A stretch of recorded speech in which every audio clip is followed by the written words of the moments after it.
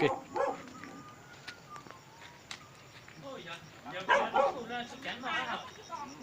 Được chưa? Cái nó to thì mà nó thì to sao? Nó cho cái bể nó kìa. Thôi mà. Chỉ nó chỉ đủ chọc rồi nữa.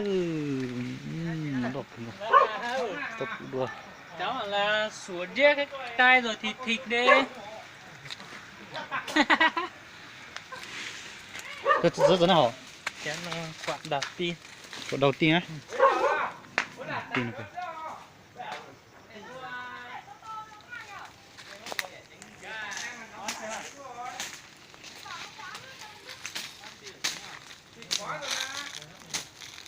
Đấy cũng đây đấy. Cái tắt. Đúng rồi. Ừ. Tắt rồi.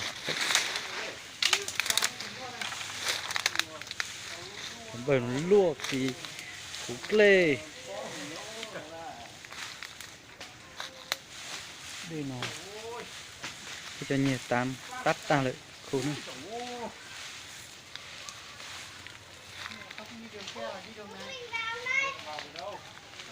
Kìa. Lừa đi. Rộng đi.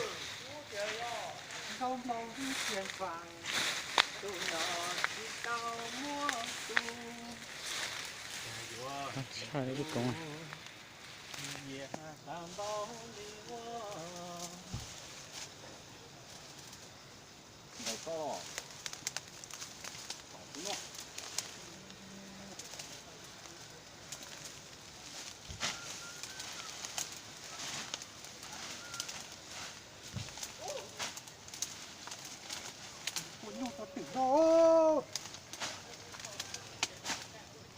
À, tiệt tiệt ơi, kỳ nó một kỳ một lọc không nữa.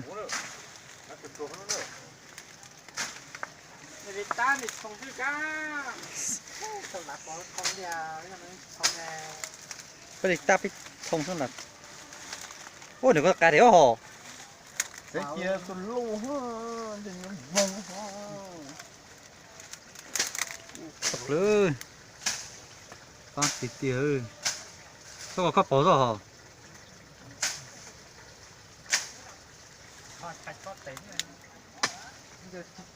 Dạ.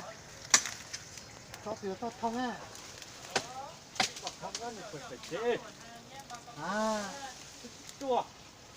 Cái gà tua. cá tua mới thông ư. Không có gì của con nhân tăng thôi.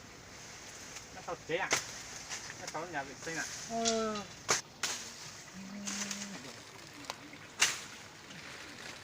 Đâu? Thật lớn. Giống tự có tùy thế hơ. Đây chỉ lo thế à? Đây, cái sạn nước con. Có sản nước tỉnh đô nhà chết tát tao này hả? Nè nè. Đó là nga dòng của ha. Đóคือcóแต่จัดsân lai chị. Rồi thôi một trò không nè. Được khi chốt dùng cái. Yo, nhàng quẩy cho ý rồi Và cứ cho không cả tuổi thế. Bà có sâu đi hay phải lâu nữa. Cái biết thông báo có số mà y mà có. Ôi giờ cũ rồi kìa. Mà chỉ mua lại ít thôi. Ôi giờ thì bây giờ nữa. Chị ơi! Bạn Diệt ơi! Bạn Diệt! Man hổ cái dây thông công bao cao su ra đây thế nào? Wow, mà diệt quá, nhóm nó nhúc tọt theo. Thôi thất tổ. Sếp ơi! Sơn cao cao phải chỉ cái gì để ăn ấy đó chứ? Cái gì để ăn đựng vào đây để con đưa nó không vào trong ấy. Không cống nữa. Em để đây cũng được. Không sao đâu, nước. Lấy cái đấy này, lấy chặt cái cây này. Nước vào trong không sao. Đưa vào trong nặng á. Nước vào trong nặng không ấy được. Không. Không cuốn lại được. Không được quấn đâu. Bình năng. Lấy chế trọc má gì đấy cho được xong vào luôn ha. Là cái chôm ma.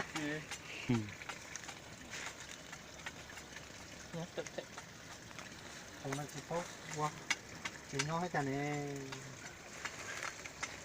siêu thì tống nó Lâu lắm rồi không bị thông đấy vì nhỉ? Đúng rồi. Không biết đang nói có ở đây các bạn bị không? Không, lâu lắm rồi không thông, hình như từ đầu năm đến giờ chưa thông. Chắc là em với Phi không ở đây không có con gái nên là đấy. Còn đang Mấy- này Phi với em chuyển luôn vào đây thì lại thông cống là sao? Phi này nuôi cái cô kia mấy ngày liền thì Không biết bao nhiêu yeah.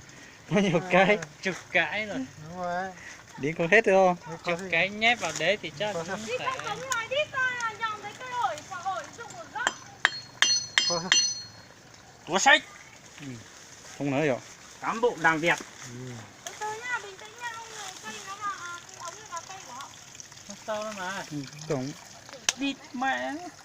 cho mà bán tao giống Chửi thì mình chửi lại thôi. Ui dồi ôi, cái giống mà kéo gì mà sao kiểu lông này không không hay sao mà ống đất chìm cả lên thế nhỉ? Một năm rồi. Từ từ nhá. đây một tí một to rồi Từ trên là không xong. Nhận chạy rồi bây giờ. Hả? Nhận chạy rồi đó. Ui dồi ôi. Ta bực mình quá, ta tự tan mình. chi không Sao có quái vết thông cống mà. Thông thì cào dùng bao cao su bằng kim tiền nó thế. Nó lấy thêm lọt dậy. Có bao cao su chỉ có của chúng mày thôi đấy. Không biết đâu. Không biết đâu. không phải có thằng Phi này Ôi dồi ôi. vào đây mà. không có thằng Phi này Phi đưa cái Không, cô kia cứ mấy ngày liền đưa vào thản 2 lần. dạ Khá nữa. Khá là nhưng mà cống của khá không vào đây hả bà? Không liên quan đến đây đâu. không Chúng mày cứ đổ tội cho nhau đi. thằng Phi ấy là Phi đưa ở mấy ngày liền thì Chắc là em Út thôi kìa chị nhỉ. có kiểu cũng ba giật chi Nhưng mà cũng mà lột tỏ nó không. Sao thế à? Cào may. có mất cầu may bên đây rồi Ôi trời ơi. Đầy nó. Đến chỗ nó. Đi xe nó bị tắc ở đâu rồi? Từ từ nhá, từ từ nhá. sao để xem được Xem vào trong cống. Dùng tay bót cống ấy. đây nó có tròn tới rồi chi mua à Chính mà. Chắc là ta ở phòng em rồi đấy. sang rồi Trả cơ hết cho mình tao đi. Đại đi. Chỗ lưỡi ra cắt đồng thế này. một tàu Tăng.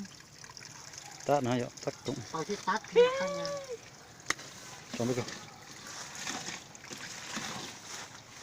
trâu chị trâu chúa đấy anh này Nữa. Anh nhìn thao thì tao đấy rồi. Chẳng còn phải hú. Đập lời lũ nữa. Ta đến ta được rồi. chi nó rồi Ta cơ. Ta bây giờ. Ta tổ u bây giờ. Khá đất Nhưng bà Diệp sẽ từ phòng từ đó.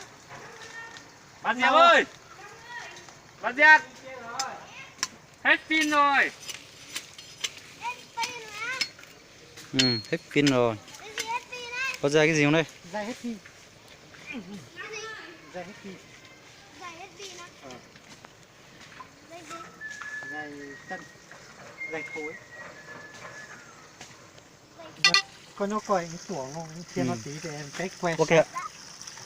Một lúc sụp sụp nữa. tao Không ơi nữa. tao Nhớ rồi ra luôn. Ôi, rất là lưu tia. Xuống ra. Ơi ơi. Em ơi. Đó tí tiêu. để có hạt dẻo ấy Yo. Lo yo. Đánh đỉnh luôn. Xứng sậpเลย à cho mùng nào tao xuống nào không mất dân đuôi Rồi tiếp bắt sang cái thế. ồ có thằng cây rồi Chú mà rất mà tôi tin hồi chú chẳng chú đâu. không sao à không một tiếng chỉ cho một có tôi cái cuộc lục cam mì đô cả chọc lớn một cái con té nó chết phụ đi đi dạ tôi chở rồi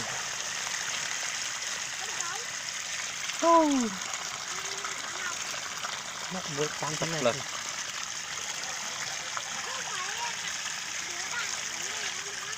Đào ra. Đâu đây? À, có ngố tụ chứ mà. nó sẽ hút thế mà, hút cân. Cho nó mó à. Tới ơi. Dạ. Ném chìa khóa tôi với thằng kia nó không về thì ra nó bảo không về. Chìa khóa ở trong ở chỗ cái cửa sổ ấy. Sờ chỗ đây thấy Ôi ấy. nhờ, Ô, sao toàn bao cao su thế này? làm gì có. Có số đâu? Đúng rồi. Tự nhiên chả tụi của. Nó xanh như chả. Thích gì cho nó hiểu. Sao tao nè. Anh gì giờ? Cái mũi đó. Anh gì giờ? Ủa, tao cạp thế. Tao tính đâu à? Đúng không? Tao còn may đâu. Có này. Còn may Không sao à, nhập khuất sao à? Ừ. Sao có phút ta này? Xin đi chẳng nữa chút. Chụp hết bóng một con. Tí cái còn may. Mình cha tên đợi có thế này. Đi sập nữa. Mẹ. Cùng đi. Ô, lộ. Tiếp tục tàng nữa. Một trong thón là sao tắc cũng à? Này sao?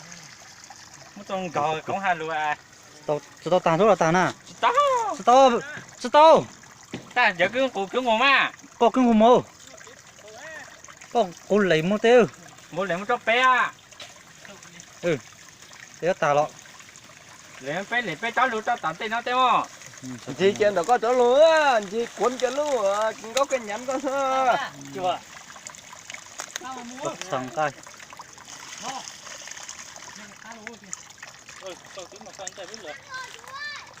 Tao tà thế ạ. Trời chú tôi không thấy này hả?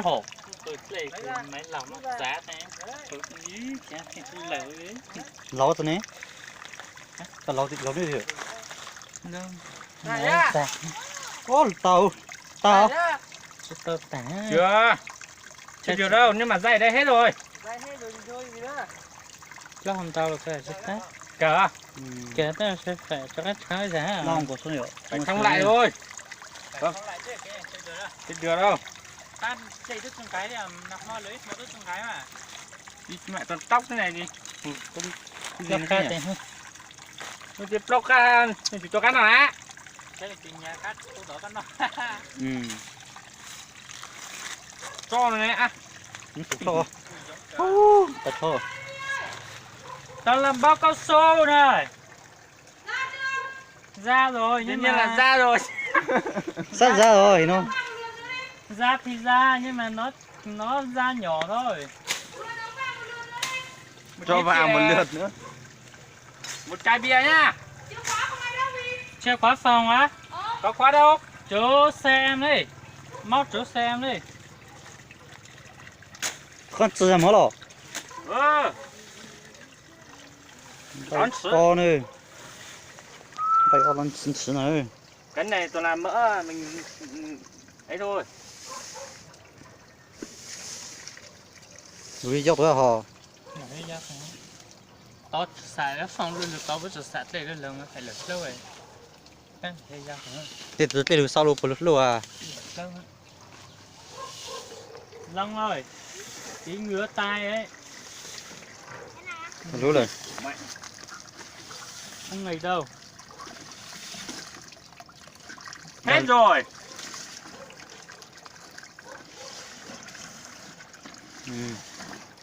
Tôi xài, tôi có đây là xài. Chưa? Có sao cả có hết rồi tụi ta rồi.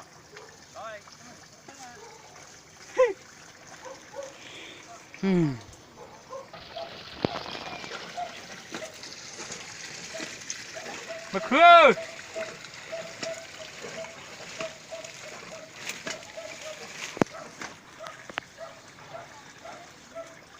Được rồi em ơi. Được rồi á?